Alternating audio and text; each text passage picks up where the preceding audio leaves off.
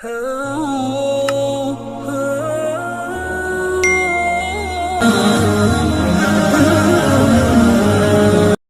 ونصلي على رسوله الكريم أما بعد فأعوذ بالله من الشيطان الرجيم بسم الله الرحمن الرحيم ذلك بأن الله هو الحق وأنه يحيي الموتى وأنه على كل شيء قدير وأن الساعة آتية لا ريب فيها وأن الله يبعث من في القبور ومن الناس من يجادل في الله بغير علم ولا هدى ولا كتاب منير ثاني عطفه ليضل عن سبيل الله له في الدنيا خزي ونذيقه يوم القيامة عذاب الحريق ذلك بما قدمت يداك وأن الله ليس بظلام للعبيد۔ سورۃ الحج کا درس چل رہا ہے۔ اسی سورۃ کی آیت نمبر 6 سے لے کر 10 تک تلاوت کی گئی۔ گزشتہ آیتوں کے اندر اللہ رب العزت نے سورت کے شروع میں قیامت کا تذکرہ بیان فرمایا کہ قیامت بہت بڑی چیز ہے اور قیامت قائم ہونی ہے اور ضرور قیامت آئے گی۔ پھر کچھ لوگوں کو اعتراض ہوا کرتا تھا کہ قیامت قائم نہیں ہوگی، تو اس کے اللہ رب العزت نے کل کی آیتوں میں 2 دلیلیں دے کر بیان فرمایا کہ جب تم کچھ بھی نہیں تھے تمہیں اللہ رب العزت نے کس چیز سے پیدا کر دیا کہ مٹی سے پیدا کیا، پھر نطفے سے، پھر خون کے لوتھڑے سے، پھر گوشت کے لوتھڑے سے، اس طرح تمہیں پیدا کرنے کے اوپر قادر ہے، تو دوبارہ تمہارے اوپر لوٹانے کے اوپر کیوں قادر نہیں ہے؟ دوبارہ تمہیں ضرور نکالے گا۔ پھر اللہ رب العزت نے فرمایا کہ تم ماں کے پیٹ میں رہتے ہو، پھر تمہیں نکلتے ہو، پھر تم میں سے کوئی جوانی کو پہنچتا ہے، کوئی بڑھاپے کو جا کے پہنچ جاتا ہے، تو جب اللہ رب العزت نے سارا یہ نظام کر دیا تو تمہیں دوبارہ لوٹانے کے اوپر کوئی مشکل اللہ رب العزت کو نہیں ہے۔ دوسری دلیل اللہ رب العزت نے دی کہ یہ زمین کی طرف نہیں دیکھتے کہ یہ زمین کچھ بھی نہیں تھی، کتنی سخت ہو جاتی تھی، لیکن جب اللہ رب العزت آسمان سے پانی اتارتے تھے تو پانی اترنے کے بعد یہ زمین نرم ہو جاتی اور پھر یہ گھاس پھوس اگاتی اور اس میں نباتات ہوا کرتی تھی، ہر طرح کے جوڑے جوڑے۔ اور جو دلیلیں مانتے ہیں تو ان کے لیے دلیلیں کافی ہیں، جو نہیں مانتے ان کے لیے ہزاروں دلیلیں بھی آ جائیں پھر وہ نہیں مانیں گے۔ تو اللہ رب العزت نے یہ 2 دلیلیں قیامت کے متعلق بیان فرمائی۔ آج کی آیت میں اللہ رب العزت نے فرمایا کہ یہ بے شک اللہ رب العزت کے اوپر حق ہے کہ بے شک وہی اللہ رب العزت قیامت کو قائم کرے گا، وہی اللہ زندہ کرنے والا ہے مردوں کو، اور وہی اللہ ہر چیز کے اوپر قادر ہے۔ اللہ رب العزت کے لیے کوئی مشکل نہیں ہے۔ اللہ رب العزت نے سچا حق وعدہ بیان کر دیا کہ قیامت قائم ہوگی اور وہی اللہ دوبارہ زندہ کرے گا اور وہی اللہ تمام چیزوں کے اوپر قادر ہے۔ پھر اللہ رب العزت نے فرمایا کہ قیامت آنے والی ہے، اس کے اندر ذرا برابر بھی شک نہیں ہے، اور بے شک اللہ رب العزت جو قبروں میں ہیں ان کو ضرور اٹھائیں گے۔ اب کسی کے ذہن میں یہ نہ آئے کہ یہاں پہ صرف قبروں کا تذکرہ ہے، کوئی پانی کے اندر غرق ہو جاتا ہے، کوئی آگ میں جل جاتا ہے، کسی کو جانور کھا جاتے ہیں، تو وہ کیسے اٹھیں گے؟ وہ تو ختم ہو گئے، صرف قبر والے ہی اٹھیں گے۔ تو اس کی دلیل میں بخاری شریف کے اندر حدیث ہے، آپ صلی اللہ علیہ وسلم نے فرمایا کہ ایک شخص کا واقعہ بیان کرتے ہوئے آپ صلی اللہ علیہ وسلم نے فرمایا کہ یہ روایت بخاری شریف کے اندر موجود ہے کہ آپ صلی اللہ علیہ وسلم نے فرمایا کہ ایک نباش تھا۔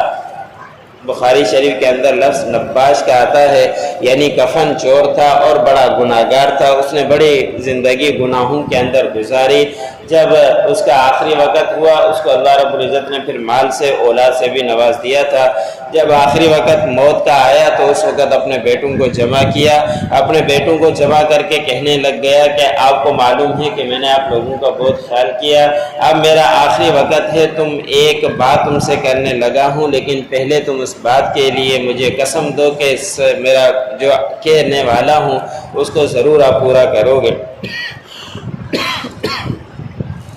بیٹوں نے کہا کہ ہم نے پہلے بھی اس طرح کا کوئی عمل آپ کا نہیں کیا ہو تو بتائیے، ہم ضرور آپ کی بات کو پورا کریں گے۔ تو والد نے پھر بھی زبردستی ان سے قسمیں لی، ان بیٹوں نے قسمیں اٹھا لی کہ آپ جو بات کرنے والے ہیں وہ بات پوری کریں گے۔ تو والد نے کہا کہ جب میرا انتقال ہو جائے تو جس طرح کے کافر لوگ کیا کرتے ہیں میرا بھی اسی طرح کا حشر کر دینا کہ بہت ساری لکڑیاں لے کر مجھے اس لکڑیوں کے اندر ڈال دینا اور پھر آگ دے دینا اور آگ جلا کر میرے جسم کا ریزہ ریزہ جب ہو جائے اس کو ریزہ کر کے کوٹ کر کچھ سمندر کے اندر جا کے پھینک دینا، کچھ ہوا کے اندر اڑا دینا۔ بیٹے پریشان تو ہے، ایک دوسرے کا منہ دیکھنے لگ گئے، لیکن قسمیں اٹھا لی تھی، پھر انتقال کے بعد انہوں نے ایسے ہی کیا۔ جب مسلمانوں کے اندر ایسے ہو تو لوگ عجیب سمجھتے ہیں، لوگ ان کو تانے بھی دیا کرتے تھے تو ایک لوگوں سے منہ چھپاتے پھرا کرتے تھے۔ حضرت صلی اللہ علیہ وسلم نے فرمایا کہ اللہ رب العزت نے سمندروں کو حکم دیا اور سمندر کو حکم دیا اور ہوا کو حکم دیا کہ اس کے ذرات کو جمع کرو اور ضائع نہ کرو۔ جب سارے ذرات جمع ہوئے اللہ رب العزت نے اس کو کھڑا کیا کہ آپ نے یہ عمل کیوں کیا تھا؟ تو اس نے کہا کہ میں نے اسی لیے کیا تھا کہ آپ کے ڈر اور خوف کی وجہ سے کہ میں بڑا گناہگار ہوں، آگے اللہ آپ کو منہ نہیں دکھا پاؤں گا، اس لیے میں سمجھا کہ ذرہ ذرہ ہو جاؤں تاکہ آپ کے سامنے کھڑا کبھی بھی نہ ہو سکوں۔ تو اللہ رب العزت نے فرمایا کہ اگر آپ نے یہی کیا ہے اور سچ ڈر کی وجہ سے کیا ہے تو جا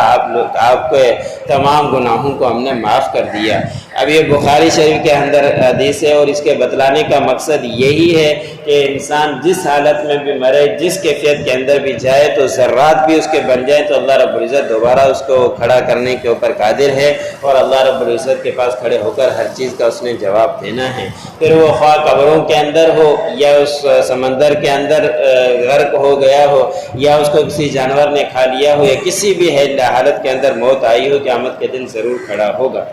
اللہ نے فرمایا کہ لوگوں میں سے کچھ ایسے بھی ہیں جو اللہ کے بارے میں جھگڑتے ہیں، ان کے پاس کوئی علم بھی نہیں اور ان کے پاس نہ ہی کوئی رہنمائی آئی ہے اور نہ ہی ان کے پاس کوئی روشن کتاب ہے، اس کے باوجود بھی قیامت کے بارے میں اللہ کے بارے میں جھگڑتے رہتے ہیں اور وہ کہتے ہیں کہ قیامت کبھی بھی قائم نہیں ہوگی۔ آپ صلی اللہ علیہ وسلم کے پاس آتے ہیں، آپ صلی اللہ علیہ وسلم کو کہتے ہیں کہ قیامت قائم ہوگی تو وہ بوسیدہ ہڈیاں اٹھا کر لے کر آ جاتے ہیں، ان کو کون زندہ کرے گا؟ تو اللہ رب العزت نے ان کے متعلق بیان فرمایا کہ اس طرح کے لوگ بھی ہیں جو اللہ کے بارے میں جھگڑا کرتے ہیں، لیکن ایسے لوگوں کو دنیا کے اندر بھی رسوائی ہوگی اور اپنے پہلو تہی کیا کرتے ہیں اور تاکہ اللہ کے راستے سے لوگوں کو گمراہ کرتے پھریں۔ اللہ نے فرمایا کہ ان کے لیے دنیا کے اندر بھی رسوائی ہے اور ان کو ہم قیامت کے دن بھی جلانے والا عذاب دیں گے۔ اور ان میں مفسرین نے لکھا ہے کہ ابو جہل تھا جس نے آپ صلی اللہ علیہ وسلم کو بڑا پریشان کیا۔ آپ صلی اللہ علیہ وسلم کے پاس یہ بھی بعض اوقات ہڈیاں لے کر آتا اور جو لوگ راہ راست پر آتے ابو جہل ان کو گمراہ کرنے کی کوشش کرتا۔ تو اللہ رب العزت نے فرمایا کہ ایسے لوگوں کو دنیا کے اندر بھی رسوا کریں گے اور پھر دنیا کے اندر رسوا ہوا،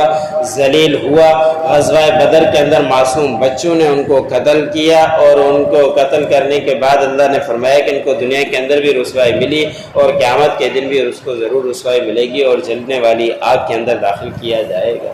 اللہ نے فرمایا کہ یہ جو کچھ تم اپنے ہاتھوں کے ذریعے کرتوت بھیجو گے انہی کا تمہیں بدلہ ملے گا۔ اللہ رب العزت کسی کے اوپر بھی ظلم کرنے والا نہیں ہے اپنے بندوں میں سے، لیکن جو جس طرح کے اعمال کر کے آگے بھیجے گا اپنے ہی اعمال کا بدلہ قیامت کے دن پائے گا۔ اللہ رب العزت کسی بندے کے اوپر بھی زیادتی نہیں کریں گے۔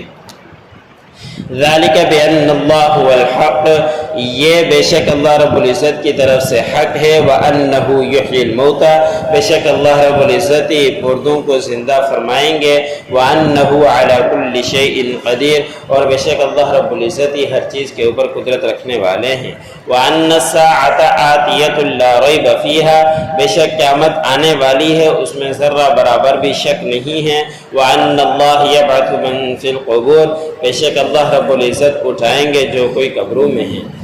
وَمِنَ النَّاسِ مَن يُجَادِلُ فِي اللَّهِ بِغَيْرِ عِلْمٍ، اور لوگوں میں سے کچھ ایسے بھی ہیں جو جھگڑتے ہیں اللہ کے بارے میں بغیر علم کے۔ وَلَا هُدًى وَلَا كِتَابٍ مُنِيرٍ، اور نہیں ان کے پاس کوئی رہنمائی ہے اور نہیں کتاب نہ روشن کتاب، اس کے باوجود بھی جھگڑتے رہتے ہیں۔ ثانی عطفہ لیضل عن سبیل اللہ، اپنے پہلو تہی کرتے ہیں تاکہ گمراہ کریں اللہ سے، گمراہ کریں لوگوں کو اللہ کے راستے سے۔ لہ فی الدنیا خزی ونذیقہ یوم القیامہ، عذاب الحریق، انہی کے لیے ہے دنیا کے اندر رسوائی، اور ان کو ہم چکھائیں گے قیامت کے دن جلانے والا عذاب۔ ذالک بما قدمت یداک، یہ اس وجہ سے کہ آپ کے دونوں ہاتھوں نے ہی آگے کرتوت بھیجے ہیں۔ وَأَنَّ اللَّهَ لَيْسَ بِظَلَّامٍ لِّلْعَبِيدِ، اور بے شک اللہ رب العزت اپنے بندوں کے اوپر ظلم کرنے والے نہیں ہیں۔ جو پڑھا سننے والا مجھے